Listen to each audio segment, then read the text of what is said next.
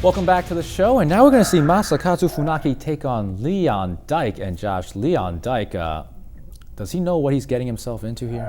I think he does, and he knows that Funaki... I will follow that up with, is he insane? He's not insane, but he is a student of Bas Rutten's, another incredibly powerful striker, but he knows he's got to keep this match on the feet as much as possible. Funaki, being the well-rounded veteran, is likely going to take Dijk out of his comfort zone, put him on his back, and I expect look for that toehold that has found Funaki so much success. All right, let's see if Bas Rutten's training has paid off.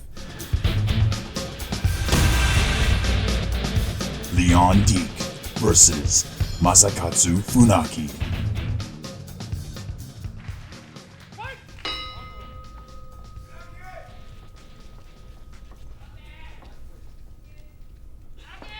Both fighters cautious in the ring. Dijk opens up with a nice high kick. And Dijk is trained in Thai boxing. Nice single leg takedown with looks like a kick to the head as they landed by Dijk. Referee overlooking the rule infraction. And Funaki has this fight on the ground right where he wants it. Dijk looking a little out of place.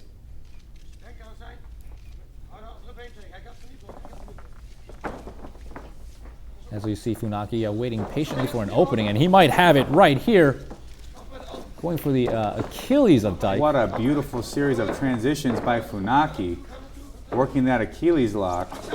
Started with the arm, spun all the way to the left leg, right leg of Dijk, and then transitioned to the left leg eventually, where he's catching the Achilles lock here. And a beautiful job by Masakatsu Funaki. Before he applied that last Achilles lock move, Dijk away from the ropes, and Dijk could not grab it. So Dijk loses 101 in the first round. Masakatsu Funaki making quick work of his opponent. Yeah, that was poetry in motion, and really some of the finest examples of catch wrestling as your one's going to find. And Leon Dijk, Josh, his fighting career came to an abrupt and unexpected end. Right, just as he was reaching his peak, Leon Dijk was in an unfortunate car accident in his native Holland.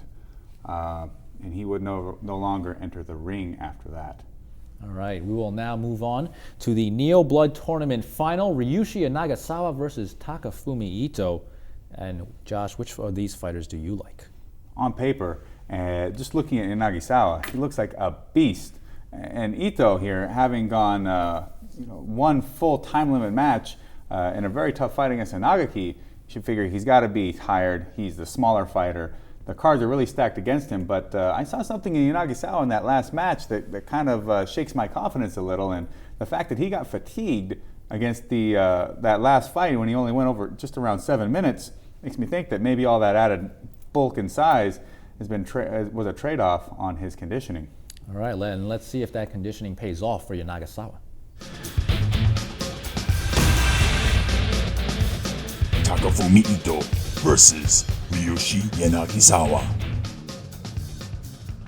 If I'm Ito, I'm going to smack him right in the face and see if I can't get that blood flowing. Do anything to get inside Nagasawa's head, or maybe get the referee to stop the fight. Whereas Ito here now, nice counter tackle to that high kick, working inside the guard of Nagasawa. Ito switching to the side control, now in the half guard. Trying to work to mount, perhaps, as Ito. As he's now trying to take the back of Nagasawa. Nagasawa sits up. As we move further ahead. Ito attacking the arm. Nagasawa in a bad position. And Nagasawa manages to slip out, and now finally he's on top of Ito. Not in very good position, though, as Ito slides out the back door from Nagasawa, keeping his hips too high. Now rolling through to attack the leg is Nagasawa, but Ito here defending.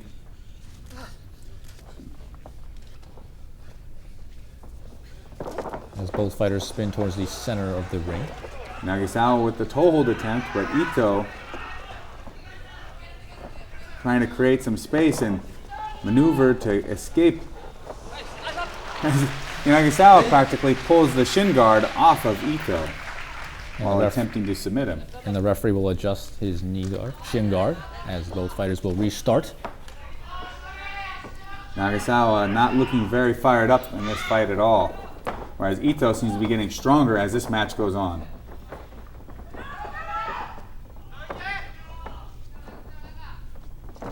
Another single leg by Ito. Scores. And so far, Ito was seemingly dominating the fight. Nagasawa just looking a couple steps slower. Yeah, as Nagasawa works a standing double wrist lock, but Ito very tight behind him. Takes him to the ground with a tight waist takedown and continues to work from the top. Ito still on top. Threatening with the triangle choke.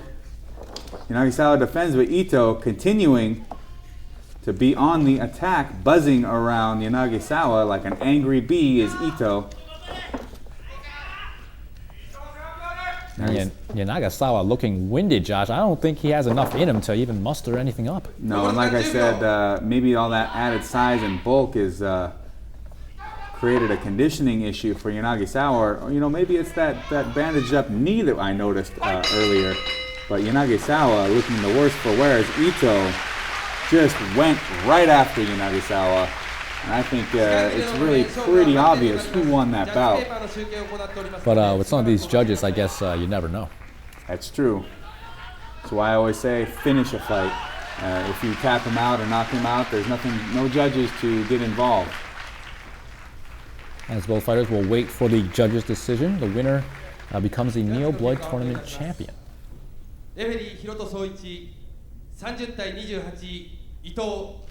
30-28 for Ito, one judge.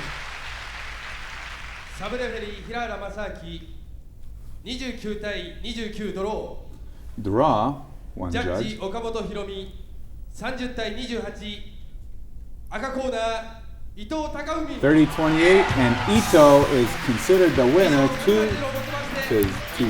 3-1. 2-1. Yeah, I think we had one draw, Josh. We do have one draw. Yeah, 2-0-1. 2-0-1, and Ito winning the Neo Blood Tournament, and if he hasn't already, he's put himself on the map. Yeah, Ito's got to be feeling really, really great about this. Going in there, beating some strong fighters, and then going into the finals against a monster of Nagasawa and coming out on top. He's got to be feeling like, hey, I'm ready to take on the best of the best now. And that one judge that saw this fight as a draw, I'm not sure if he was watching the same match we were, Josh. He needs a new prescription. And on that note, we will go to our event highlight. And this comes from the Minoru Suzuki Jason DeLucia match. Rolling front neck lock applied by Suzuki.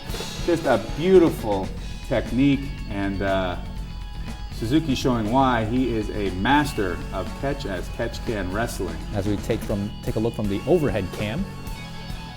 There you see the tap out, and Suzuki is the winner. Applying immense pressure as Suzuki sits his hips to the mat while continuing to secure DeLucia's head. Tons of pressure put on the throat and the vertebrae, the spine of DeLucia. No choice but to tap out. And that is our move of the night. But before we go, Josh, I thought I was a well-dressed man, but today, what you're wearing, you just blew me out of the water. As a professional athlete, I spend a lot of time in front of cameras, and I've been known to have to wear a suit. And after one time in Japan, one of the bosses of the fight companies, after a press conference, took a look at me and said, "This isn't going to happen again. We're gonna take you out, and we're gonna get you a suit. You need to show up and look right." So, taking some advice from that individual, I have spent quite the money on my wardrobe. And perhaps maybe we can talk to some of the press people around here, get you on a billboard on Times Square, maybe? If Versace wants to sponsor me, I'm right here. That suit, too good just to be seen here. All right, that does it for this edition of Pancrase, Legends of Mixed Martial Arts. I'm Rob Wu. Josh Barnett. Same time, same place, next week. Yeah.